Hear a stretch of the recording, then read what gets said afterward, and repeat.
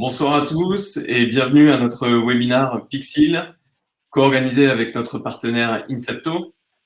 Je remercie tous les participants qui viennent de se joindre et les 4 intervenants de notre webinaire ce soir.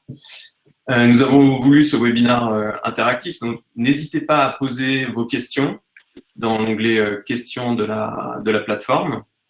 Et sans plus attendre, je vais donner la parole au professeur Sarrazin, qui est chef de service à l'hôpital américain et qui sera le modérateur de cette soirée. À vous, professeur Sarrazin. Bonjour à tous. Alors, je suis très content de modérer cette séance sur l'intelligence artificielle sur laquelle beaucoup de radiologues se posent des questions. Et la neuroradiologie est sans doute un domaine qui n'est pas le plus aisé pour l'intelligence artificielle. Et donc, c'est bien qu'on ait une expérience de ceux qui l'utilisent et puis aussi de ceux qui reçoivent l'information du radiologue. Et je suis très content qu'il y ait, en dehors des neuroradiologues brillants, aussi un neurologue qui nous aidera à savoir si ce qu'on fait et ce qu'on lui fournit peut l'aider. Donc, les participants, ce seront donc le professeur Eric Touvenot, donc, qui est neurologue, chef de service ANI, mais qui a comme spécificité dans la neurologie d'être un grand spécialiste de la sclérose en plaques, puisqu'il est président de la Société française de CEP, de cépologie, je ne sais pas quel est le terme exact. Bonsoir. Voilà, ensuite, il y a 2 neuroradiologues. D'abord, Arnaud Attier, qui est praticien hospitalier dans le CHU de Grenoble, grand neuroradiologue et aussi spécialiste de la radiologie tête et cou, ce qui n'est pas si fréquent chez les neuroradiologues et qui est aussi passionné par toutes les technologies avancées. Voilà. Et enfin, Stéphane Quentin, aussi neuroradiologue libéral comme moi et qui travaille à la clinique du Mail et qui est président du groupe de la clinique du Mail et qui est un utilisateur d'intelligence artificielle depuis quelque temps dans le domaine de la neuroradiologie avec le logiciel qu'on va vous présenter qui est Pixil. Donc cette séance va s'articuler d'abord à partir d'une présentation en direct live, si je puis dire. Vous concevez le stress que ça va lui représenter d'Arnaud Attier sur l'utilisation de l'outil. Et ensuite, on vous propose une table ronde avec des questions qu'on posera aux différents intervenants, mais que vous aussi, vous pourrez poser, comme l'a dit Édouard, de manière à ce que ce webinaire soit le plus interactif et le plus productif possible dans votre pratique future de futurs utilisateurs de logiciels Pixil. Voilà. Mon cher Arnaud, si tu veux bien nous faire ta démonstration. Oui, merci professeur Sarrazin. Bonjour à tous, merci d'être là ce soir. Donc effectivement, je vais partager mon écran.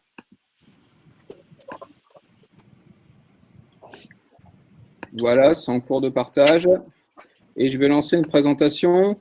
Donc la thématique finalement, c'est du séminaire ce soir. Bon, attendez, je vérifie que tout va bien. Voilà. Comment intégrer l'intelligence artificielle en routine clinique neuroradiologique? Donc, l'honnêteté m'impose de commencer par le fait que, en termes de conflit d'intérêt, je fais du consulting pour Pixil. Donc, je n'ai pas de part dans la société ou de royalties à la vente des algorithmes, mais je vais vous présenter mon expérience sur leur utilisation. L'idée, c'est une rapide introduction sur l'intelligence artificielle parce que vraiment, aujourd'hui, on ne va pas aller dans le détail de comment marche un algorithme d'intelligence artificielle, ce serait trop compliqué. Par contre, on va aller dans le détail de comment on peut utiliser un algorithme d'intelligence artificielle pour l'analyse d'une IRM d'un patient qui vient pour une sclérose en plaques ou pour une suspicion d'atrophie corticale dans le cadre d'un syndrome neurocognitif, avec peut-être une perspective sur ce qu'on peut attendre finalement en termes d'explicabilité des modèles d'IA et les perspectives en termes de développement dans les années à venir sur des applications neuroradiologiques. Donc, une diapositive que j'aime bien pour démarrer, finalement, c'est pour tous ceux qui ne sont pas familiers avec l'intelligence artificielle et le machine learning. Il faut bien comprendre surtout la façon dont il est utilisé en neuroradiologie. Ce sont des méthodes d'intelligence artificielle qui sont annotées par les experts. Donc, ils peuvent être neurologues ou radiologues selon les algorithmes. Donc, on va donner les données en entrée, les réponses pour ces données. On va faire tourner les algorithmes d'intelligence artificielle et ça va nous permettre de créer un modèle et les règles associées finalement pour retrouver cette expertise médicale qui a été donnée. Donc, autre notion qui est importante, on a l'habitude de dire que les algorithmes de type apprentissage profond ou deep learning sont des black box. C'est honnêtement pas complètement faux et c'est pour ça qu'on va voir les applications qui s'appliquent à la segmentation et pas forcément au diagnostic ou au pronostic immédiatement, sur lesquels on va essayer de tendre vers l'explication de l'algorithme, et on va voir que Pixel fournit finalement des informations pour la sclérose en plaques ou des applications d'atrophie qui vont permettre d'essayer de comprendre et de mettre une supervision médicale finalement sur ce qu'apporte l'intelligence artificielle. La causalité avec tout le talent des codeurs de chez Pixel et de toutes les startups confondues, on n'en est pas encore là. Elle nous mènera à la sagesse et c'est par exemple comprendre pourquoi une cause donne un effet. Ce sera peut-être dans le futur. Donc sans plus attendre, on va tenter la démo live. Donc la démo live, c'est de voir finalement si on est capable, sur le temps d'un examen d'un patient, pendant qu'il est dans l'IRM, de lancer un algorithme Pixel et de l'avoir dans un temps clinique qui est raisonnable. Donc on va dire pour les besoins du séminaire, on a anonymisé les patients. Et vous voyez, on a un patient avec une séquence 3D Flair qu'on va envoyer vers l'algorithme Pixel NeuroMS. Voilà, c'est fait, le transfert d'image. Et je vais reprendre ma présentation et on ira voir à la fin des diapositives si on a pu obtenir ce rapport dans un délai raisonnable. Donc, le premier algorithme qui est utilisé, sur lequel finalement Pixel a fondé sa réputation de fiabilité, c'est celui des hyperstimules de la substance blanche sur les séquences pondérées en Flair. Donc, j'insiste sur le fait que cet algorithme est essentiellement réservé aux patients qui ont déjà une sclérose en plaques qui est diagnostiquée. Ce n'est pas un algorithme à ce stade de diagnostic différentiel. Vous voyez le type de rapport qui peuvent être rendus. On a un patient qui a des hyperstimules de la substance blanche et on va voir les plaques qui sont stables qui vont être contourées en bleu. Les plaques qui sont croissantes, et c'est vraiment pour ces plaques-là, donc ça sous-entend d'avoir un rapport longitudinal, si vous voulez, entre une IRM précédente et l'IRM actuelle. C'est sur ces plaques-là qu'il va y avoir une grosse plus-value finalement de l'algorithme parce qu'il n'y a rien de plus difficile que sur une séquence 3D Flair que d'aller voir une petite progression volumétrique ou une grosse progression, mais dans des différents plans de l'espace qu'on n'a pas l'habitude d'analyser. Et bien sûr, l'algorithme va fournir l'information sur les nouvelles localisations de lésions de la substance blanche. Alors, un cas qui m'a paru relativement typique, que je vais vous montrer. Du côté gauche, on a la première IRM. Du côté droit, l'IRM dans le suivi longitudinal. Et vous verrez que c'est un patient qui a une charge lésionnelle démyélinisante qui est finalement pas très étendue. Vous voyez, il n'y a pas beaucoup de lésions de la substance blanche. On défile, on défile. J'avais repéré visuellement cette petite lésion qui apparaissait. On continue à défiler. On descend vers les ventricules latéraux. Peut-être ici quelque chose qui apparaît. Vous voyez, on voit des petites localisations qui étaient déjà là à cet endroit-là. Et je m'étais posé une question aussi sur une lésion qui était plus temporale. Et là, derrière, on va lancer l'algorithme. Et la première chose, c'est cette fameuse notion d'explicabilité et d'être capable d'avoir une série d'ICOM segmentées dans nos outils radiologiques cliniques, finalement, pour essayer de comprendre ce qu'a trouvé l'algorithme. Donc, vous voyez le type de rapports qui sont produits avec les lésions qui sont contourées en bleu quand elles sont stables. Hop, les nouvelles localisations qu'on n'avait pas forcément tous détectées sur une première lecture. Et des localisations qui sont croissantes. Donc, évidemment, il faut se faire un petit peu à l'œil au début. C'est difficile en tant que radiologue, de toute façon, de faire complètement confiance à l'algorithme sans vérifier par nous-mêmes. Donc, c'est cette possibilité qui vous est donnée, finalement, de vérifier avec l'IRM antérieure et la nouvelle IRM que cette localisation qui était croissante, elle est bien croissante, que cette nouvelle localisation, elle est bien là. Le type de rapports qui sont fournis derrière, vous voyez, on retrouve ce qu'on a trouvé. Trois lésions qui s'élargissent, 4 nouvelles localisations et une volumétrie sur laquelle on va pouvoir peut-être dans le futur fonder des décisions thérapeutiques sur de la croissance finalement dans des régions qui sont cohérentes avec ce qu'on connaît de la physiopathologie de la sclérose en plaques, périventriculaire, juxtacorticale, infratentorielle, la substance blanche profonde ou le cerveau entier et un décompte automatique du nombre de lésions. Alors, qu'est-ce qu'on peut attendre de cet algorithme Pixel sur la sclérose en plaques dans les années à venir, pardon. On espère un produit de recherche relativement rapidement. Donc, pour ceux qui ont suivi un peu l'actualité radiologique, il y avait eu une grande compétition aux dernières journées de radiologie, donc c'était il y a 2 ans maintenant, sur est-ce qu'on était capable, à partir d'IRM et de séquences pondérées en Flair, plus d'informations cliniques basiques, type la démographie, de prédire le handicap clinique neurologique à 2 ans, qui est donc basé, pour ceux qui ne connaissent pas, sur le score EDSS. Et donc Pixil avait terminé en tête cette compétition devant des grosses structures. Et en fait, ce que j'avais beaucoup apprécié finalement et qui a donné lieu à l'article de Pauline Roca dans le journal français de radiologie, c'est le fait qu'ils avaient utilisé un modèle qui était complètement explicable, donc qui s'appelle Random Forest en anglais, donc c'est pour les forêts aléatoires, et il était possible de déterminer que les patients qui récupéraient moins bien sur le plan neurologique à 2 ans, c'est ceux qui avaient des hypersignaux dans la corona radiata du côté gauche, c'est ceux qui avaient des ventricules qui étaient plus larges que la moyenne des patients qui récupéraient de meilleure façon. Donc, c'était quelque chose de complètement explicable et pour lequel l'algorithme de segmentation Pixel-MS était une première étape qui était vraiment indispensable. Donc, on va passer au deuxième produit. Donc, BV, c'est pour BrainVol, donc la volumétrie. C'est des algorithmes qui vont clairement devenir indispensables dans la pratique clinique neuroradiologique. Pourquoi? Parce que dans un temps qui est quand même très court, on est capable d'aller segmenter les noyaux gris centraux, le noyau lenticulaire, les thalamies, les ventricules, le noyau codé, mais aussi le cortex tout autour, et d'avoir des rapports volumétriques qui vont pouvoir nous orienter finalement sur les atrophies focales, sur l'évolution dans le temps. Et c'est particulièrement important parce que pour l'activité on va dire neurologique, y compris pour des pathologies neurodégénératives. On a vu récemment qu'il y avait une drogue qui avait été acceptée aux États-Unis pour la maladie d'Alzheimer. Ça faisait très longtemps que ce n'était pas arrivé et ça va permettre finalement de monitorer cette perte axonale via l'évaluation de la substance grise et des noyaux gris centraux. Donc un exemple qui me paraît assez typique, vous voyez un patient qui vient pour une suspicion de troubles neurocognitifs, de syndrome neurodégénératif. Alors, effectivement, le neuroradiologue accompli va peut-être voir qu'il se passe quelque chose dans le lobe frontal, qui est une atrophie corticale potentielle, mais c'est franchement pas facile, il faut avoir une grande expérience, et c'est en ça que les algorithmes d'intelligence artificielle vont finalement être très importants. Et donc, qu'est-ce que va nous dire l'algorithme derrière? Il va nous dire qu'il y a une atrophie du cortex frontal, à cet endroit-là, une atrophie cérébrale globale, de la substance blanche supratentorielle, et ça tombe bien parce que c'est un patient qu'on a eu la chance, entre guillemets, d'avoir le droit finalement de biopsier en post-mortem. On a pu confirmer in vivo que c'était bien une démence frontotemporale, de type TDP, donc c'est pas la peine de connaître les sous-types de démence frontotemporale, mais c'était bien un diagnostic qui a été confirmé finalement en post-mortem et qu'on avait finalement analysé avec un algorithme d'intelligence artificielle sur l'atrophie du cortex frontal. Alors, c'est pas non plus magique. Il faut pas croire qu'en médecine, finalement, on a des atrophies lobaires qui correspondent toujours à la maladie en face.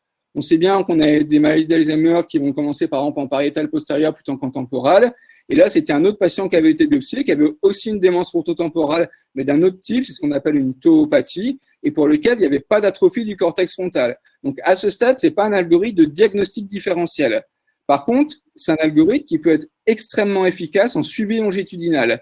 Vous voyez ici un patient qui est en train de convertir de troubles cognitifs légers à une maladie d'Alzheimer et pour lequel vous voyez qu'on a une atrophie cérébrale qui reste dans les limites de la normale, mais pour lequel la trajectoire intra-individuelle est franchement indispensable parce qu'on est capable de voir qu'il y a une aggravation cognitive rapide, en tout cas, plutôt qu'une aggravation cognitive, une diminution de la volumétrie du cerveau global, peut-être moins importante sur le cortex frontal, ce qui est attendu pour une maladie d'Alzheimer, mais très importante au niveau des structures hippocampiques. Et c'est finalement dans ces suivis longitudinaux que ce type d'algorithme va être extrêmement précieux.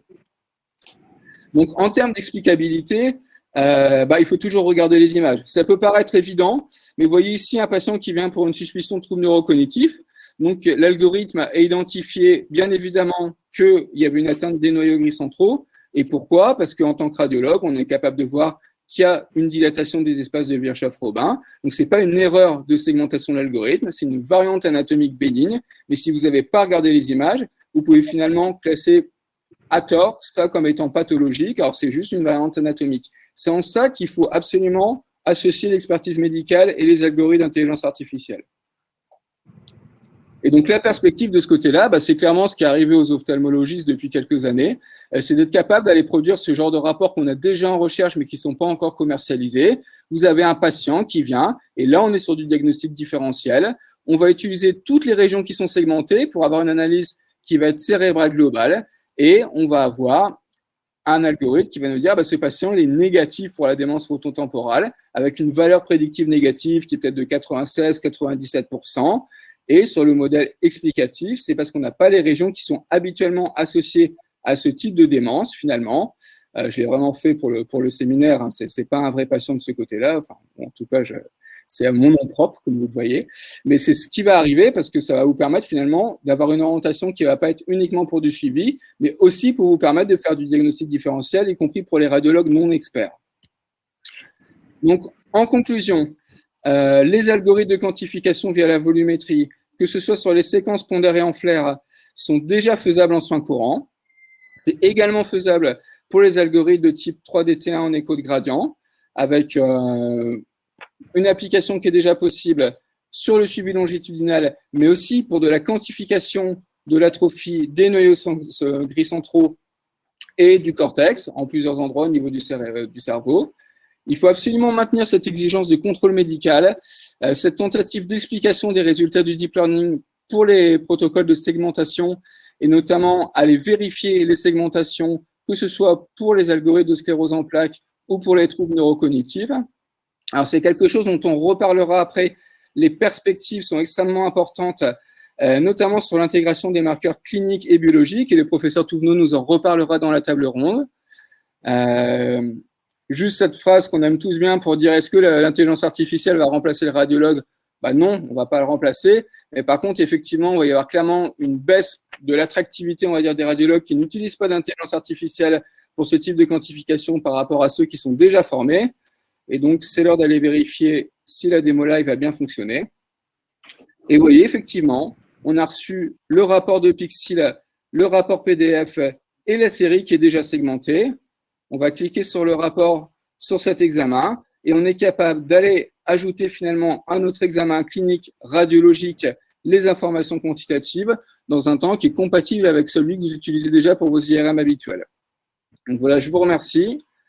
Je vais arrêter de partager mon écran pour redonner la main. Merci beaucoup Arnaud de cette démonstration parfaitement réussie en direct live. Et en plus de ton analyse qui nous aide tous à voir la place de cette intelligence artificielle qui est vraiment un outil qui va nous aider tous au quotidien et qui va aider, je pense, les cliniciens. Mais là, je me retourne vers Eric Touvenot. Je sais que vous avez déjà un peu utilisé ce type, où vous avez eu déjà des rapports de ce type-là ou pour la segmentation des plaques de CEP. Ma question est double. La première, dans votre pratique au quotidien, avoir ce type de rapport, est-ce que ça vous aide vraiment, la standardisation et le fait d'avoir un rapport? Et d'autre part, est-ce que vous pensez que dans un plus ou moins long terme, au-delà de cette comptabilité des plaques, ça va vous apporter plus dans la prise en charge de vos patients, dans leur suivi et voilà. Donc, en gros, est-ce qu'on sert à quelque chose, nous les radiologues, avec nos rapports et ce qu'on peut vous apporter avec l'IA? Alors, merci beaucoup. La question est quand même très, très vaste. Je crois qu'effectivement, il faut vraiment préciser le contexte dans lequel on va utiliser d'abord cet outil et puis l'IA aussi, parce que c'est quand même des problématiques très, très liées, mais c'est un peu différent. Avant de répondre, je dois préciser pour déclarer mes liens d'intérêt que je suis consultant chez Pixil déjà depuis 4 ans, bientôt 5 ans, et que j'ai des parts dans la société, parce que quand j'ai rencontré Thibaut Pouche et Senan Doyle à l'époque, donc Senan Doyle qui est le directeur général de Pixil, j'ai vraiment compris que là, il y avait une innovation, enfin j'ai été convaincu en tout cas, qu'il y avait une innovation hyper intéressante qui pourrait nous aider en pratique pour la prise en charge de nos patients. Pour répondre plus clairement à la question de l'utilisation en pratique de la solution, pour l'instant, ce n'est pas le cas chez moi. Moi, ce que je fais, c'est en tant qu'universitaire, c'est des projets de recherche. J'ai obtenu des fonds. Je vais pouvoir partager avec vous, d'ailleurs, si j'ai le lien pour partager des fonds pour pouvoir mettre en place des projets de recherche. Alors là, malheureusement, ça commence par la dernière diapo, donc je vais revenir à la première diapo. Et je vais répondre après à la question, professeur Sarrazin, de l'utilisation de l'outil en routine. On n'a pas pour l'instant l'outil sur la console, mais ça va être mis en place très prochainement. Je sais qu'il y a plusieurs CHU ou plusieurs services de radiologie qui disposent de la solution à la console. Mon objectif, et ça, ça y est, c'est acquis, enfin accepté par le CHU de Nîmes, c'est de pouvoir installer la solution sur la console pour pouvoir avoir le suivi directement automatisé du traitement des images à chaque fois que je vais avoir une IRM de suivi de patient sclérose en plaques. Donc ça, c'est vraiment quelque chose que j'ai très hâte de pouvoir expérimenter, c'est-à-dire que dans les rapports d'analyse du radiologue, il y aura bien sûr l'interprétation du neuroradiologue, ça c'est pour moi la chose indispensable et qui est incontournable. Je veux dire, cet outil, il est plutôt là pour aider le neuroradiologue à gagner du temps, à analyser les images, comme l'a bien montré Arnaud Attier, à aller voir tout de suite dans le magma de substances blanches un peu moches, est-ce qu'il y a une nouvelle lésion dans la confluence de lésions, parce que ça, l'œil, même expert du neuroradiologue, est parfois pris en défaut, et le nôtre, en tant que sépologue, hein, on s'appelle entre nous des sépologues, les neurologues experts dans la sclérose en plaques, eh bien, si une solution peut nous mettre un petit peu le nez ou les yeux du bon côté, là où il y aura peut-être une nouvelle image, une nouvelle lésion, ça c'est hyper important. Et en pratique, j'ai contribué avec ce projet Pixis, qui n'est pas encore complètement finalisé, mais qui est en cours de finalisation, à aider ou à mieux définir avec Pixis qu'est-ce qu'une lésion de sclérose en plaques, comment les segmenter de manière un peu intelligente, justement, c'est-à-dire quelle doit être sa forme. Est-ce qu'elle peut être, par exemple, parallèle au ventricule? On voit toujours ces manchons périventriculaires dans les ceps évolués. Ben, il a fallu expliquer à l'algorithme que ça, et avec les ingénieurs de Pixil, on a pu le faire, ça n'est pas une lésion de sclérose en plaques. La lésion de sclérose en plaques, elle doit être d'axe perpendiculaire à l'axe des ventricules. Et tout ce type d'analyse qu'ils ont pu faire avec des mises à niveau régulières, ils revenaient avec des analyses des images, notamment du PHRC et d'ILMS, je vais en parler là, c'est quelque chose qui a été hyper fort, je trouve, dans la relation avec Pixil, c'est-à-dire qu'ils sont hyper réactifs pour pouvoir comprendre, expliquer en termes de logarithmes, de logiciels, comment mieux segmenter les lésions, qu'est-ce qu'est une lésion de sclérose en plaques, pour pouvoir rendre des rapports qui soient pas tout ce qui est blanc, c'est des lésions, quoi. Et ça, pour la volumétrie des lésions, notamment, c'est hyper important parce que tout ce qui n'est pas sclérosé en plaques, lésion de sclérose en plaques, ça n'a pas d'intérêt. Alors, il y a un premier projet, donc Pixis, pour lequel on a obtenu un financement de la société Roche, du laboratoire pharmaceutique Roche, dont le CHU de Nîmes est promoteur et je suis investigateur principal, qui essaye d'évaluer un petit peu cet outil. L'idée, c'est de mieux comparer, d'augmenter la sensibilité des analyses de comparaison des IRM de suivi dans le cadre de ce PHRC sur 2 ans où on a traité les patients de manière randomisée entre vitamine D et sclérose en plaques après un premier événement démyélinisant. Donc, l'idée, c'est voilà, de définir des lésions, des nouvelles lésions pour marquer la conversion en sclérose en plaques. À l'époque, on utilisait les critères de McDonald 2010 et l'idée, c'était de détecter des nouvelles lésions qui peuvent montrer que la CEP est vraiment active. Et si un patient, au cours des 2 ans de suivi, a des nouvelles lésions, à ce moment-là, c'est qu'il a vraiment une CEP active et on va commencer un traitement de fond de la maladie.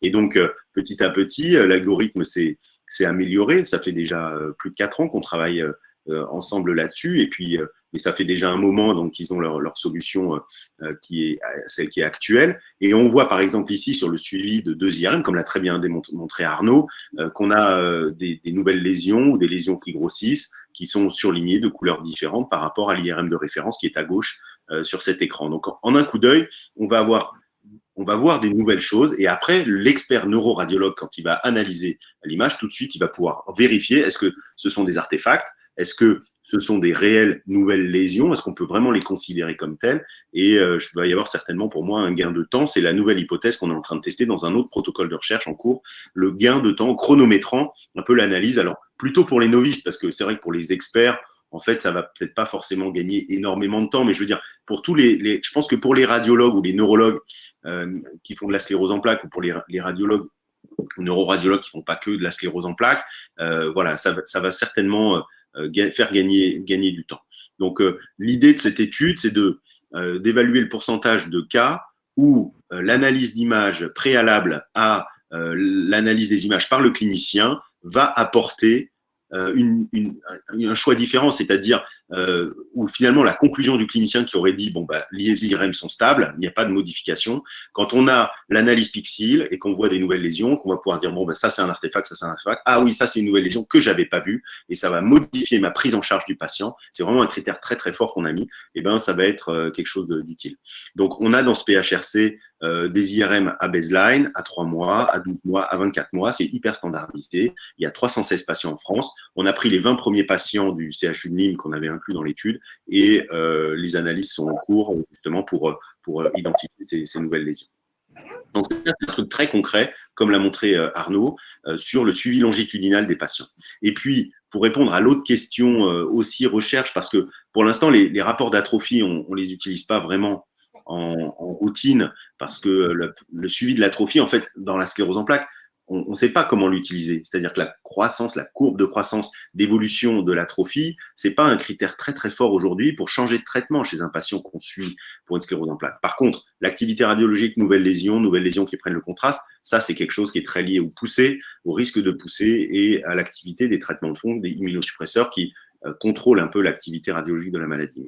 Pour l'atrophie, là on a un autre protocole de recherche sponsorisé par le laboratoire Biogène, dans lequel on va essayer justement de faire intervenir l'intelligence artificielle à terme et en regardant un peu tous les paramètres qui sont associés à la neurodégénérescence, avec en particulier le dosage des neurofilaments dans le sérum, l'atrophie du complexe cellulaire ganglionnaire de la macula, et puis en OCT, et puis l'atrophie cérébrale globale et l'atrophie thalamique qui sont associées aussi au handicap et aux troubles cognitifs dans la sclérose en plaques. Donc là, simplement, on va suivre des patients pendant 5 ans et on va essayer de déterminer quelles sont les caractéristiques initiale ou l'évolution des différents paramètres de ce tableau à la première année qui vont être prédictifs du handicap à 3 ans et puis l'évolution de ces paramètres à 2 ans, comment il va être pronostique sur le handicap à 5 ans.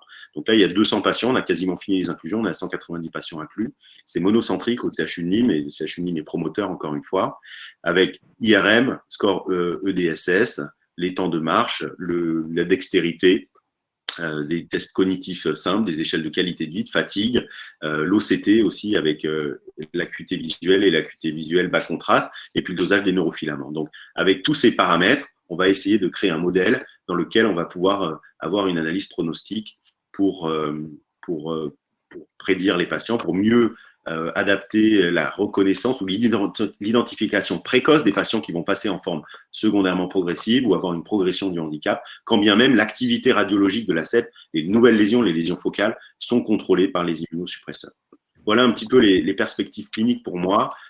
Et bien sûr, on a besoin de ces études pour calculer des risques, des scores, et après essayer de les valider en routine clinique.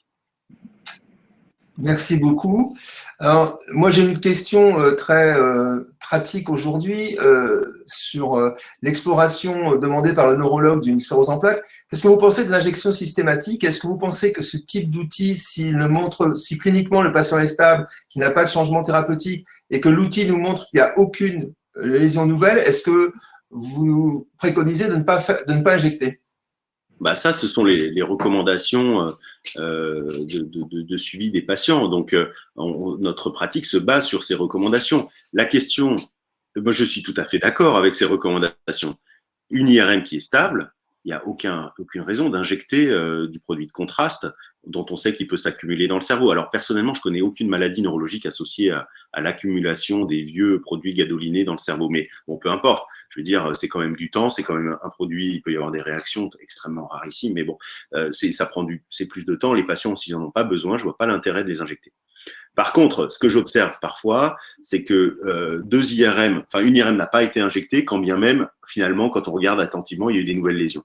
En fait, ce qu'il faut, c'est que, en même temps, comme l'a bien montré Arnaud Attier, il y a une solution qui nous permette en live, immédiatement, pendant que le patient a fait sa séquence FLAIR et pendant qu'il est en train d'acquérir une séquence volumétrique T1 qui va nous permettre de faire certainement de la meilleure volumétrique sur un FLAIR, on va pouvoir analyser et comparer la nouvelle séquence FLAIR à l'ancienne IRM de référence et de voir immédiatement est-ce qu'il y a des nouvelles lésions. Et ce temps-là, s'il est comprimé en quelques minutes, il va nous permettre de tout de suite voir s'il y a des nouvelles lésions et à ce moment-là, si ça justifie une injection de produit de contraste ou au contraire, avec une très bonne confiance qu'il n'y a pas de nouvelles lésions et que du coup, il n'est absolument pas utile pour le patient de l'injecter.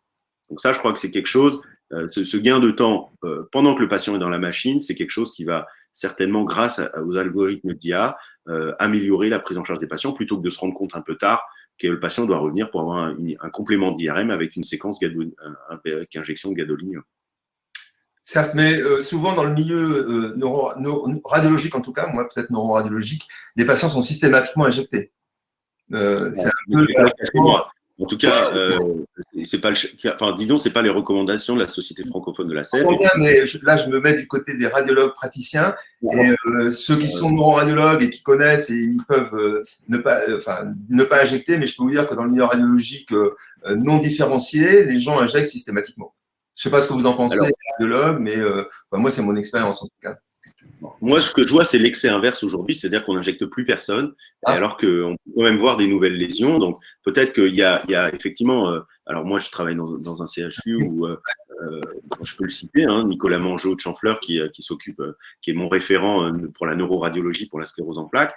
On a discuté sur l'application de ces recommandations et on les applique. C'est-à-dire que s'il n'y a pas de nouvelles lésions, on n'injecte pas. Mais parfois, l'interprétation, si elle n'a pas pu être faite vraiment en live de manière très très fine, on doit reconvoquer le patient si finalement on voit des nouvelles lésions. Donc voilà, je suis pas pour l'injection systématique personnellement, ça me paraît pas utile. Il y a des recommandations très claires là-dessus.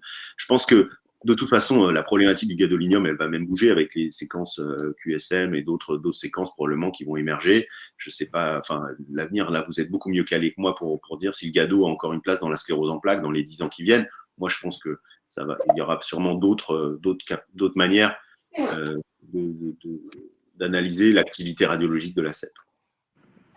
Merci beaucoup. Je vais passer la parole à Stéphane Quentin pour qu'il donne son expérience en pratique. Alors lui, il est neuroradiologue, donc il a la vision du neuroradiologue, mais dans son groupe, pour qu'il nous donne son expertise d'une part à lui, ce qu'il a retiré de cet outil, et dans son groupe, je pense qu'il n'y a pas que des neuroradiologues qui font des examens de sclérose en plaques, comment ils ont vécu cet outil, comment ils se sont appropriés, et est-ce qu'ils voient l'intérêt, par exemple, de bien avoir cet outil en main pour ne pas injecter systématiquement s'ils le faisaient auparavant.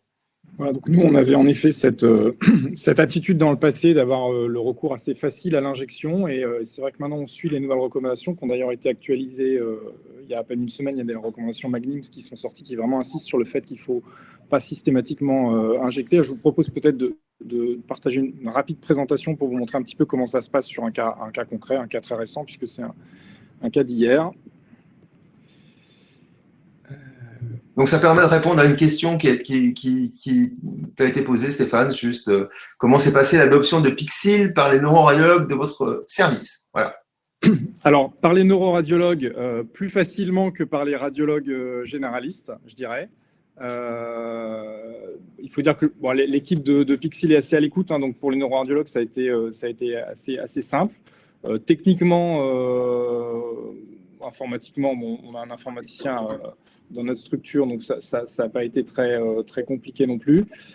Pour les radiologues généralistes, la difficulté, c'est que comme on est organisé dans notre structure par spécialité, en fait, ils ont très peu de cas de sclérose en plaques qui sont au moment des prises de rendez-vous orientés vers les radiologues spécialisés. Donc, je dirais que pour les radiologues généralistes, il n'y a pas forcément eu le besoin d'avoir recours à cet outil-là.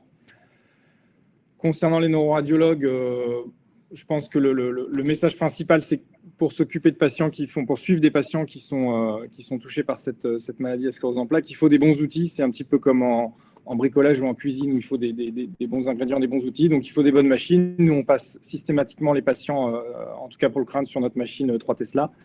Il faut des séquences optimisées, notamment en termes de TR. C'est vrai qu'on ne le dit pas souvent, mais les constructeurs parfois fournissent avec leur machine des séquences standards pour lesquelles le TR, le temps de répétition, est trop bas. Et il faut, si on veut faire de l'intelligence artificielle, s'adosser à un bon logiciel. Et c'est vrai que nous, ce qui nous a plu dans la solution Pixil, c'est que l'algorithme, pour en avoir testé plusieurs, est très robuste et segmente très correctement les lésions. Donc, en pratique, en libéral, comment ça se passe? Vous avez la patiente d'avant à voir en cabine, le manipulateur qui vient vous voir pour demander le protocole de la patiente d'après, et le deuxième manipulateur qui vous demande s'il faut injecter ou pas la patiente actuelle. Donc, voilà, typiquement, vous avez à droite l'IRM du jour, à gauche l'ancienne IRM. Bon, voilà, vous synchronisez les séquences, vous les balayez rapidement. Stéphane, je ne suis pas sûr que l'écran soit partagé. On n'a pas la situation. Alors, j'ai dû faire une mauvaise manœuvre. En tous les cas, à Paris, non. Peut-être que... Non, on ne le voit pas, Stéphane. En bas à droite, partagé peut-être. Ça va arriver. Bien, merci. Voilà. Voilà. Merci. Excusez-moi. Donc, je disais un cas concret. Donc, vous comparez, vous synchronisez les deux séquences pour les comparer, et puis vous cherchez à l'œil nu si vous voyez une nouvelle lésion apparaître. Alors, dans le cas présent, c'est un cas d'hier, j'ai vraiment pratiqué comme ça. J'ai rien vu de particulier. J'ai balayé plusieurs fois vers le haut, vers le bas. Bon, à les tâches infratentorielles, on ne voyait rien. Je me suis concentré plutôt sur les tâches sustentorielles. Et puis, alors là, ça va évidemment un petit peu plus vite qu'en temps réel, mais on a l'impression quand même que toutes les lésions sont retrouvées d'un côté comme de l'autre. Donc après, moi, de façon systématique, je fais une série de fusions avec un code de couleur entre les deux séries. Sur un autre patient, là, sur la partie gauche, vous avez un type de rendu. Les anciennes lésions apparaissent en bleu et les nouvelles lésions ont une teinte un petit peu plus blanchâtre. Ce n'est pas très évident à lire, mais voilà, avec l'usage, ça vous permet de détecter plus facilement les nouvelles lésions. Donc, j'ai fait la même chose sur cette patiente. La vidéo est de qualité moyenne parce qu'elle a été filmée avec un iPhone, donc vous avez des petits artefacts. Mais voilà, vous voyez principalement des taches bleues, donc vous vous dites, ce sont des anciennes lésions. Et j'ai lancé en même temps, de la même façon que ce que vous a montré Arnaud, le post-traitement en poussant les deux séries. C'est très facile, vous poussez les deux en même temps ou l'une après l'autre tant que c'est fait dans un espace de temps court. Et là, j'ai été surpris par le rapport. Donc, je m'apprêtais à dire à la manipulatrice qu'on n'injectait pas la patiente et puis qu'elle pouvait ressortir. Et puis, je me suis interrogé à la lecture du rapport où ça me disait qu'il y avait quand même une nouvelle lésion et des lésions croissantes. Donc, je suis revenu sur ma série de fusions et en fait, la petite lésion qui a été détectée par Pixil, c'est cette toute petite lésion ici qui est vraiment en limite de visibilité. Vous avez beau zoomer sur votre série de fusions, là, vous êtes vraiment dans la marge d'erreur, quoi. Vous avez toujours sur ces fusions, ces recalages, des petits décalages, on le voit là au niveau du cortex. Et donc, sur une toute petite lésion comme ça, vous êtes, c'est vraiment les limites de la fusion, vous n'arrivez pas à répondre. Donc, je suis retourné vers les images natives. Et là, en effet, sur la nouvelle IRM, on voit une nouvelle lésion qui est apparue, en tout cas qui est bien plus visible que sur l'IRM précédente. Et si on zoome, on confirme bien qu'on voit quelque chose. Donc, pour nous, c'est vraiment ça l'intérêt de cette solution, c'est détecter les petites lésions. On a parlé évidemment des lésions confluentes. Ça, c'est sûr que là, l'œil du neuroradiologue, du radiologue est souvent mis en défaut. Mais il y a aussi ces toutes petites lésions où on peut aussi facilement passer à côté et qui finalement conditionnent quand même la suite de la prise en charge pour le patient et puis immédiatement en imagerie le recours à l'injection. Donc ça, c'était juste les quelques slides que je voulais partager avec vous. Il y a une question très simple d'une participante qui dit « Quel usage envisagez-vous ou faites-vous, pour Stéphane, du rapport Pixil? Souhaitez-vous également le partager à d'autres cliniciens que le neurologue, le donner aux patients ?» Voilà. Donc, qu'est-ce que vous faites du rapport? Alors, le rapport, quand on est en phase avec lui, largement en phase avec lui, on a tendance à l'associer à notre compte-rendu et à l'imprimer, le donner au patient, l'expliquer au patient. Je pense que dans le futur, il faudra avancer vers des rapports qui sont customisables, je dirais, par le neuroradiologue. On voit souvent des lésions croissantes dans des zones où on comprend que la solution logicielle a du mal à segmenter sur les pôles temporaux, des lésions quasiment au niveau du cortex ou sous-cortical. Quand il y a trop de désaccords entre la solution et le neuroradiologue, on a tendance à pas mettre le rapport pour pas créer d'inquiétude, je dirais, du côté du patient, voire même parfois du côté du clinicien prescripteur. Si je peux réagir, je crois que c'est une question absolument fondamentale. Nous, dans l'implémentation de la solution en automatique sur les rapports de patients sclérose en plaques, on ne va pas le mettre parce que c'est des paramètres qui sont d'abord pas du tout compris par les cliniciens, pour la volumétrie en tout cas. Enfin, disons, la portée de volume ou de l'évolution de volume sans réelle conduite à tenir pratique derrière selon telle ou telle norme, c'est pas acquis. Donc, de toute façon, ça va uniquement ajouter du stress aux patients qui vont se retrouver avec mon atrophie cérébrale à progresser de 1,02%. Voilà, ils vont revenir vers nous, paniquer. Ça veut dire quoi, docteur? Je pense que ça, c'est très important. Donc, là-dessus, à la fois sur la publication des résultats et leur interprétation, je pense que en tout cas pour la partie volumétrie, c'est quelque chose qu'il faut prendre avec des pincettes. Et puis après, dans le rapport Pixil, moi, mon expérience, c'est que il est beaucoup plus, il est trop excessivement sensible, parce que s'il n'était pas assez sensible, finalement, il verrait moins bien que les neuroradiologues et les cliniciens, enfin les sépologues, pour faire simple dans mon domaine, pour ce qui est la sclérose en plaques. Et donc, en fait, il ne nous donnerait pas une opportunité, effectivement, de détecter des petites lésions qu'on ne verrait pas. donc il apporterait rien. Donc, pour... Ça a coupé. Nîmes, êtes-vous là? Là, Eric, tu es figé, si je puis. Il va revenir. Alors, en attendant, Arnaud, il y a une question. Pensez-vous que les solutions d'IA peuvent être utiles dans le suivi du nouveau traitement biogène pour les patients d'Alzheimer? Ah oui, complètement, hein. Pour le coup, un des grands avantages de l'IA sur les traitements statistiques classiques, c'est la grande sensibilité à des toutes petites variations de variables, que ça puisse être de l'imagerie, de la biologie, ou pourquoi pas de l'ECT. Donc, le fait d'aller vouloir monitorer des traitements, surtout des nouvelles drogues comme ça, par l'intelligence artificielle, ça fait sens. Moi, je vais aller dans ton sens. Je pense surtout aux maladies dégénératives qui ne sont pas l'Alzheimer. Parce que l'Alzheimer, il y a des échelles visuelles qu'on aime ou on n'aime pas, le Sheltens ou l'ERICA. Moi, j'aime beaucoup l'ERICA. Mais je pense que pour les autres atrophies, moi, je fais le staff avec les neurologues toutes les semaines. Oui, là, c'est un peu plus atrophique, un peu moins atrophique. Oui. Et je pense que, je sais pas ce que tu en penses, Arnaud, que justement, dans les DFT ou les autres maladies dégénératives, même s'il n'y a pas strictement, effectivement, un parallèle toujours avec la pathologie, ça va plutôt asseoir quand même, si ce n'est le diagnostic, du moins aider à mieux comprendre, quoi.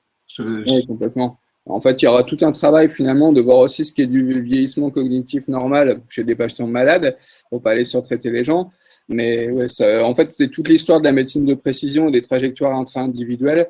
C'est un champ qui s'ouvre finalement pour l'intelligence artificielle qui est fabuleux. Et je pense que le monitorage thérapeutique, c'est clairement le gros champ de l'IA dans les 10 ans à venir. Et dans les pathologies dont tu parles, là, les démences frontotemporales, etc., c'est des choses qui sont vraiment très, très importantes. Voilà, Eric, vous êtes revenu.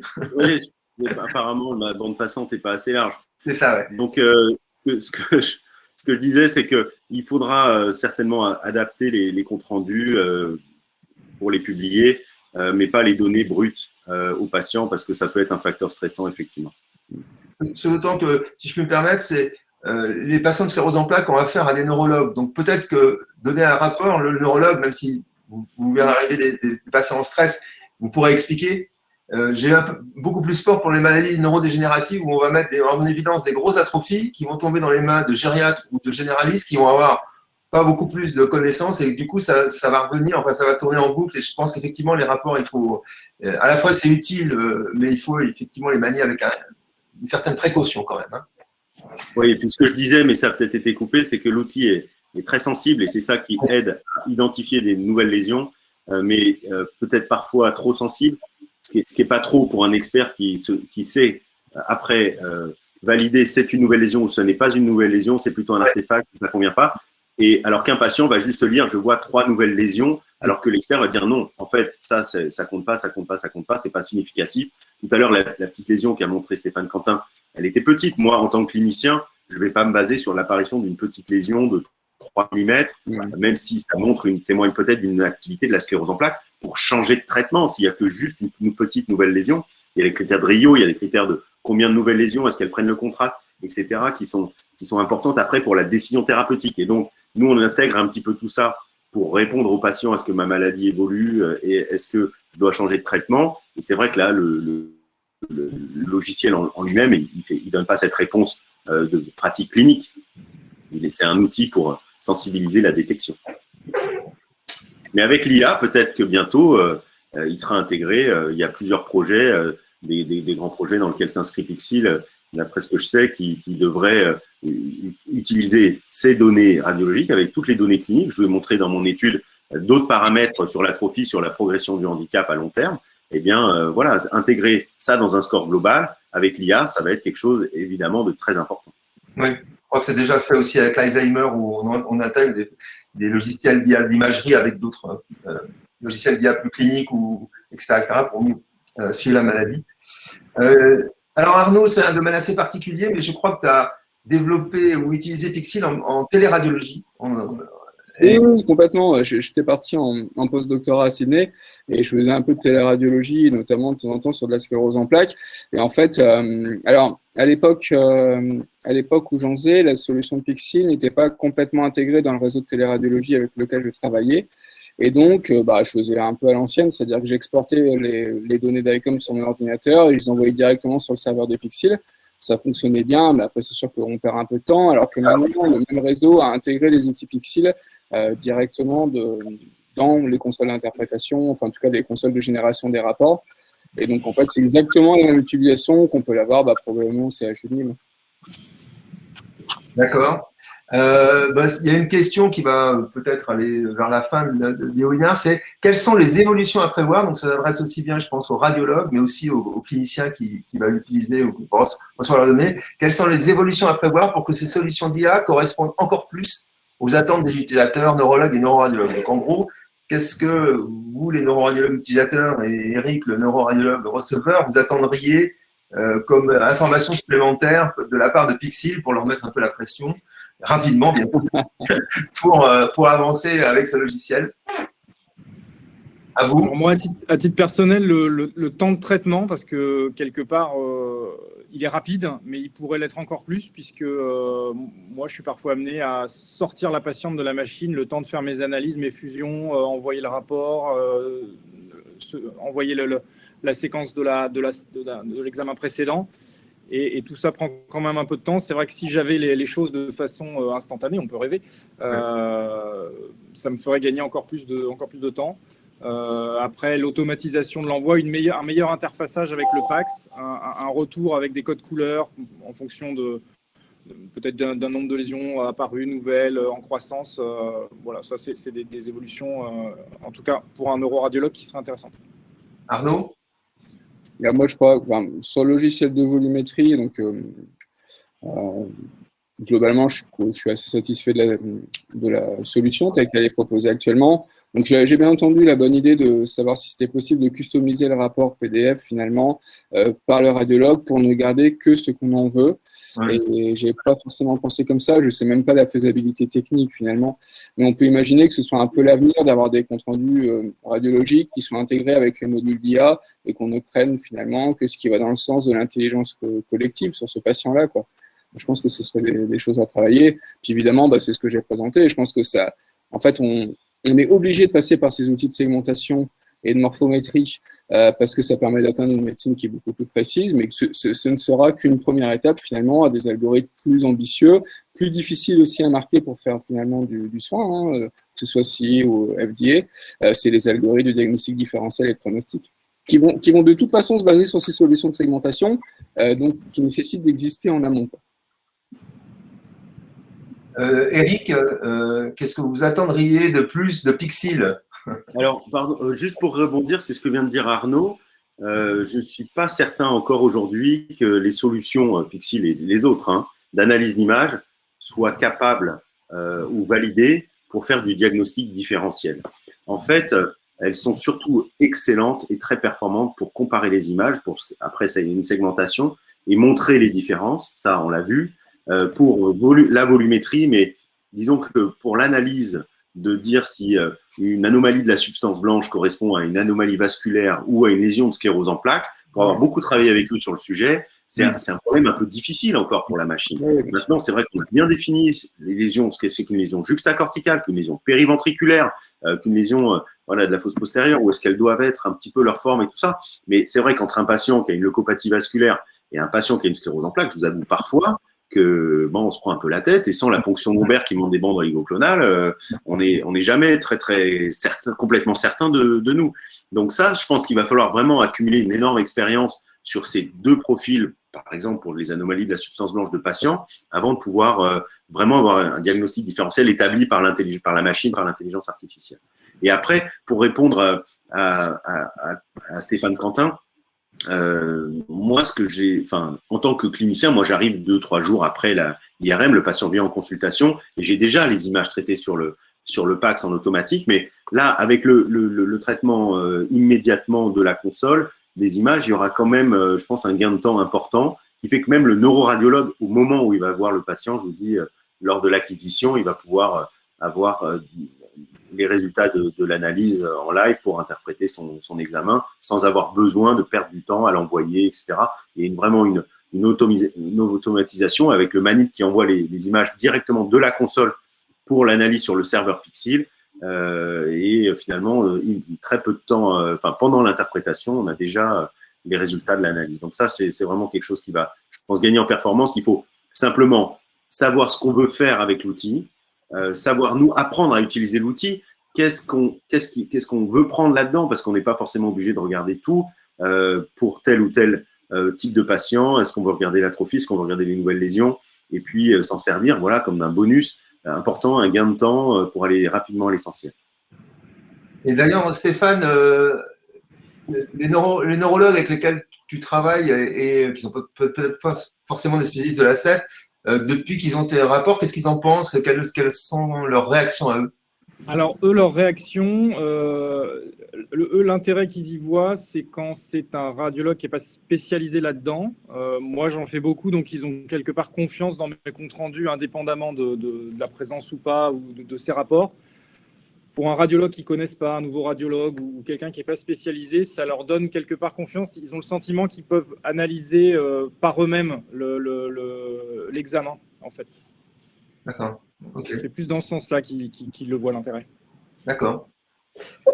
On touche à la fin. Alors, il y a une question à laquelle on ne peut pas répondre. Je vous la pose quand même. Merci pour ces présentations. Quelle est la reproductibilité de l'algorithme de segmentation de volumétrie Pixel versus les autres logiciels sur le marché? On ne sait pas là, parce qu'on utilise… Un petit peu, si je juste pour l'algorithme Pixel, donc Lydiane, salut. Je pense que tu parles de l'algorithme de segmentation des structures en T1, parce que quand tu compares ça à FreeSurfer, et en gros, c'est des solutions qui sont globalement très très proches, sauf que FreeSurfer n'a pas de marquage CE pour aller faire du soin, finalement, enfin pas à ma connaissance, mais c'est vraiment, c'est relativement proche, si tu veux, en gros, la plupart des logiciels de ce type-là sont basés sur des architectures de type FreeSurfer.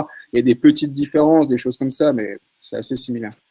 Oui, mais si je peux répondre, Arnaud aussi, moi, je n'ai pas du tout l'expérience, mais d'après ce que j'ai compris, c'est que la segmentation FreeSurfer Sienna, elle est, comment ça s'appelle, semi-supervisée. Enfin, tu peux faire quand même des réglages, il me semble. Alors que avec Pixel, tu envoies les images et tu as une volumétrie qui est calculée.